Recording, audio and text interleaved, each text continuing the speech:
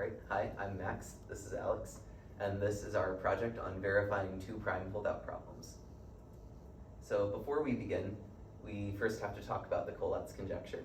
It was first posed by Lothar Collatz, that guy right there, and it concerns a simple function. If a number is divisible by 2, divide it by 2, and if it's odd, do 3n plus 1 to it. And it states that with repeated applications of this function, every number should eventually descend to 1. But it's been unsolved since it's been proved in 1930. The brightest minds of the century have all tried and failed to tackle this problem. And if you look over here, you can kind of see the paths that different numbers make. There's a little cycle at 1 because it goes to 4 and then divides back to 1. And up here is a picture of just a larger graph of where numbers go from the Wikipedia. A lot of work has been put into computing the trajectories of numbers under this map, and it's been shown that every number beneath 2 to the 68 converges to 1. And now to talk about our holdout problems. It's sort of like the opposite of the Collatz conjecture. The Collatz conjecture does 3n plus 1 and then divides by 2. These pick a finite set of primes to preserve in between steps. The one we studied heavily this term and actually proved always converges to 1 is do 5n plus 1 and preserve only 2 and 3. So an example of a number going through that is 4. 4 is only made of 2, so we do 5n plus 1 to it. That gives us 21, which is 7 times 3. We throw away the 7, keep the 3, and then do 5n plus 1 to it again. That gives us 16, and so on and so forth. So we think that exploration of this class of problems could lead to new insights about the original Collatz conjecture and similar problems. This wasn't done on Rosie, but it's just a brief survey of the space of all the holdout problems, verified for numbers up to about 1,000. So this top axis is the prime number that you multiplied by within like blank n plus 1. Like 5n plus 1 lives somewhere up here, and some larger prime n plus 1 lives over there. And the top to bottom axis is a binary representation of which primes we're preserving. Like the most significant bit, like this half versus this half, shows the difference between preserving and not preserving 23. And the black represents where it is shown to converge to 1 for those first 1,000 numbers. The red is where we found loops. There's supposed to be white if it diverges, but we don't see any divergences here. So it's conjectured that all the holdout problems actually can't diverge and can only fail to reach 1 by containing a second loop other than the one from 1 back to itself. So this term we're focusing on coming up with a verification algorithm for the 2' case of holdout problems. And it relies on generating strings that allow you to track the divisibility of powers of the first prime under the 5n plus 1 or whatever map by the powers of the second prime. So this is our example string, and the first bit here tells us that 4 squared is going to give us divisibility by 3 squared. And the second bit being a 0 tells us that it also gives us 3 to the 3 divisibility under 5n plus 1, and the next 0 tells us that 3 to the 4 is also something that divides it. The reason we can make a base 3 number that represents that power of 4 is because, like, for each next power of 3 we need divisibility by, the powers of 4 will repeat their remainders in that modulus of that power of 3 in basically 3 places. And each time we just need to generate those 3 candidate remainders and then test which one goes to 0 under the 5n plus 1 map. And once we have the strings for both primes, then we can just check for loops in between the strings. Because as part of this algorithm, we've proven that no 2' case of a holdout problem can diverge. Sweet. Well, thanks for giving that background, Max. Now on to sort of how we're using Rosie and how Rosie plays into all of this. Essentially, the core of our verification algorithm, the algorithm that we're going to use to prove that there's no divergent or no loops or find loops in the various iterations of these holdout problems, is modular exponentiation. So essentially, very simple, we're raising a base to some exponent under some modulus m, and yeah, we want to find the result of that. There are CPU algorithms that allow us to do this very quickly. The first one we see here, and this is the most common one. This is the one that the Python core library uses.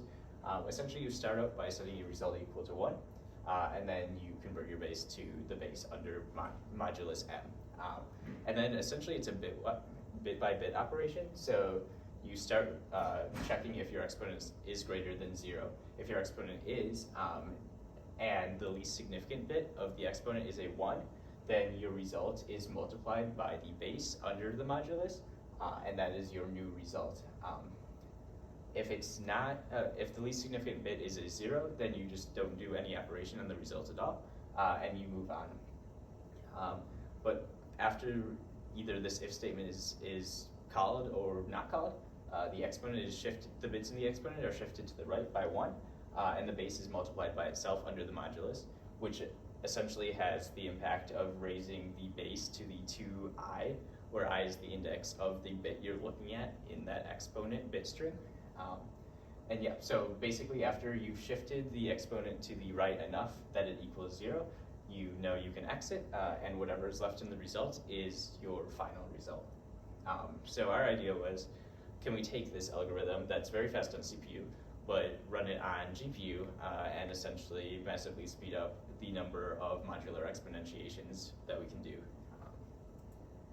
And not only that, but we want to be able to do this for arbitrarily large exponents so that the number we can verify, each version of the holdout problem that we're testing to, increases massively. So this is our representation in GPU memory of the input of the problem. So we just use unsigned integers in arrays. So essentially the bases can be 32-bit unsigned integers. We just create an array of those, one for each problem we want to solve. The exponents are represented as a 2D array of 32-bit unsigned integers, essentially. So each row in this 2D array, it can be thought of as one exponent, and each column is a chunk of that exponent, so that each chunk is still 32 bits, but we can make it each exponent as many chunks as we want to make each exponent as many bits as we want. And then, yeah, the same thing with the moduli. Essentially, they can only be 32-bit unsigned integers. But yeah, so once we have this representation in memory, we can apply the CUDA threads to each of these problems individually. So we map each thread to one row in the previous slide.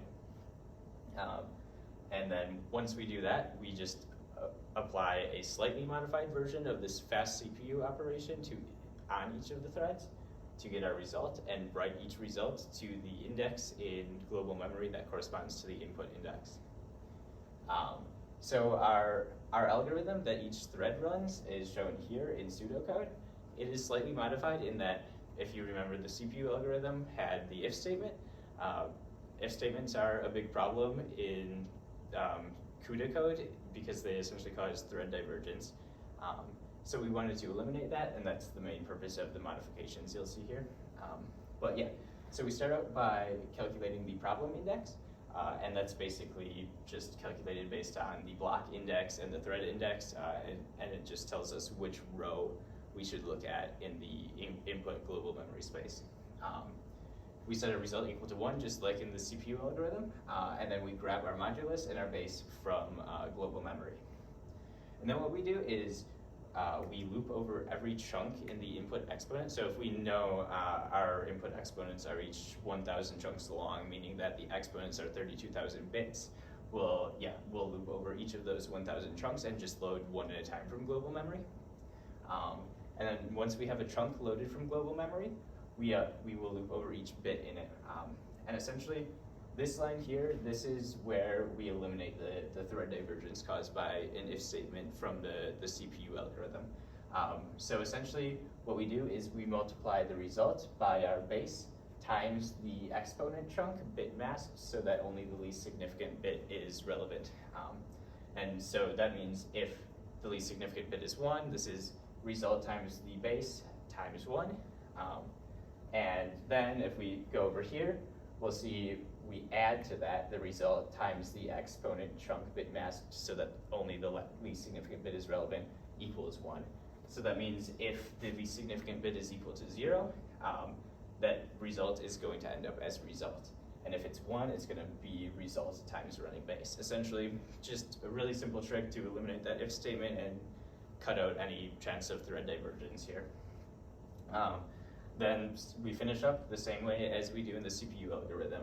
We just take that result, mod the modulus we've loaded from global memory, and then we shift the exponent to the right. And yeah, that once we finish this process for all the chunks in the exponent, the final result is written to global memory, and we know that's the correct modular exponentiation given some base, some arbitrarily large exponent, and some modulus m. All right, so just a brief bit on the size of the numbers. Well, one more thing to mention is that the algorithm for verifying 2' holdout problems is going to run in log of n cubed time, and this fast modular exponentiation is just a log of n operation. And this is because we need to regenerate each bit in the string each time, because we don't want to save like a very, very massive number. And also because the base will need to expand in our final implementation.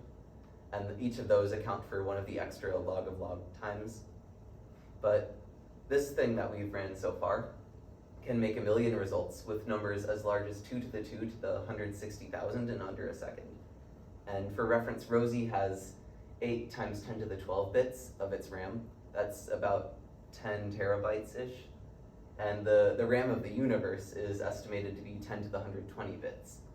So if we take a base Rosie logarithm of our number, that means if we had 3,464 of Rosie, each one representing a Rosie squared, and a Rosie cubed, etc. of significance, we could represent this number in memory.